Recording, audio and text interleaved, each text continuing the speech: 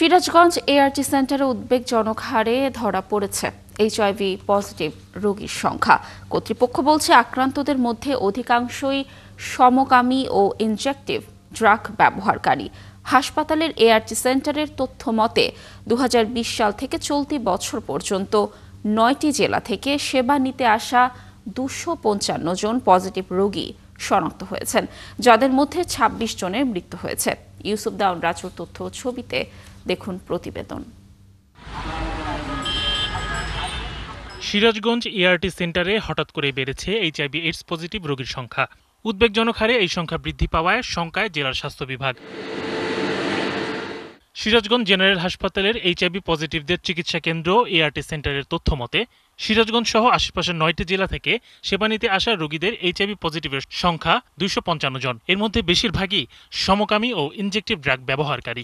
এখন সুস্থ আরো যারা আছে বাইরে তাদেরকে আমি বলি যে হাসপাতালে যা এই জিনিসগুলো ব্যবহার কর, ভালো হয়ে যাবে। আমাদের হাত করে একজন মারা গেল, রোমান চেনি তো সুমনের স্বাস্থ্য ভাই রোমান মারা গেল, এই যে 2-3 দিন আগে মারা গেছে। সেন্টারের পরিসংখ্যানে দেখা যায় গত 6 বছরে 10,600 জনের পরীক্ষার পর এইচআইভি পজিটিভ পাওয়া যায় 255 জন। 2022 সাল পর্যন্ত এর মধ্যে ইনজেকটিভ ড্রাগ ব্যবহারকারীর সংখ্যা ছিল 98 ভাগ। 2025 সালের 10 মাসে 3,710 জনকে পরীক্ষার পর পজিটিভ পাওয়া যায় 38 জনের। তার মধ্যে সমকামিতায় 1 জন, ইনজেকটিভ ড্রাগ 13 জন, যৌনকর্মী ও অন্যান্য 8 জন। গত 6 বছরে এই সেন্টারে চিকিৎসাধীন অবস্থায় মারা গেছে 26 জন। ইস্যুর মাধ্যমে মাদকের সংখ্যা আমাদের সিরাজগঞ্জে বেশি, মানে 2025 সাল থেকেই কিন্তু এই 255 জন আক্রান্ত। 2020 থেকে 2025 এই 6 বছরে কিন্তু 255 জন আক্রান্ত, 1 বছরে না। আর এর মধ্যে বেশিরভাগ দেখা যায় হচ্ছে মাদক সেবী, তারপর হচ্ছে সমকামী। এদিকে এইডস রোধে নিয়মিত সচেতনতামূলক সেমিনার সহ নানামুখী কর্মসূচি করে যাচ্ছেন বলে জানালেন জেলার স্বাস্থ্য বিভাগের একজন কর্মকর্তা। সামাজিক মূল্যবোধ এবং ধর্মীয় অনুশাসন এগুলো মানতে হবে, কারণ আমরা জানি এই সাধারণত যৌনবাহিত একটা রোগ, যে এটা রক্তদানের মাধ্যমে হয়ে থাকে, অরক্ষিত যৌনমিলনের মাধ্যমে হয়ে থাকে।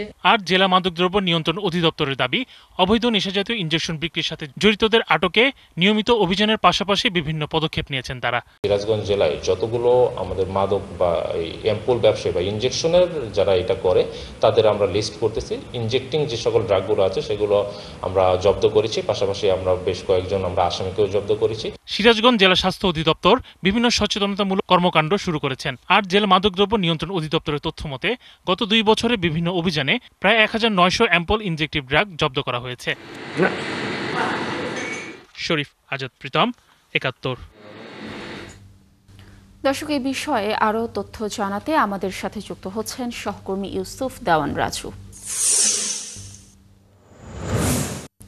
রাজু, আপনার প্রতিবেদনটি দেখছিলাম আমরা। প্রতিবেদনে যেমনটি দেখলাম যে সিরাজগঞ্জে এইচআইভি রোগীদের সংখ্যা বেড়েই যাচ্ছে। কোন বয়সী মানুষের সংখ্যা আসলে সবচেয়ে বেশি, আর হঠাৎ করে এই রোগে আক্রান্তের সংখ্যা কেন বাড়ছে? চিকিৎসকরা এই বিষয়ে কি মতামত দিয়েছে জানাবেন। লাবণী, আপনি যেমনটা বলছিলেন, সিরাজগঞ্জে কিন্তু এইডস আক্রান্ত রোগীর সংখ্যা দিন দিন বেড়ে চলেছে। আমি এখন যে স্থানে দাঁড়িয়ে আছি, সিরাজগঞ্জ 250 শয্যা জেনারেল হসপিটাল। এই হসপিটালে কিন্তু এটা মূল প্রবেশ পথ। এই হসপিটালে কিন্তু প্রতিদিনই সিরাজগঞ্জ সহ আশেপাশের 9টি জেলার মানুষ কিন্তু এইচআইভি পরীক্ষা করার জন্য আসে।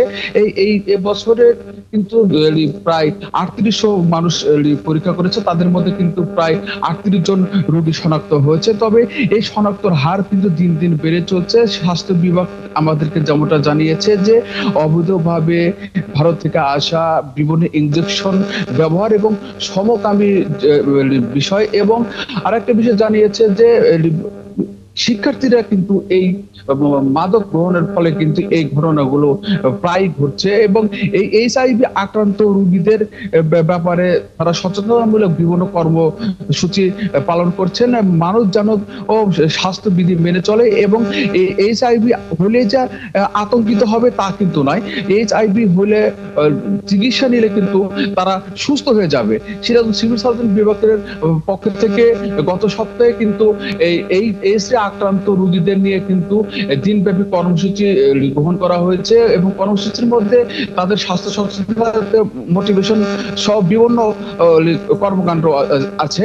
তবে আতঙ্কিত নয়, সাধারণ মানুষ লজ্জা ভুলে জানে চিকিৎসা নিতে আসে, এমনটাই প্রত্যাশা এই করছেন চিকিৎসকরা। কানিস লাবণী।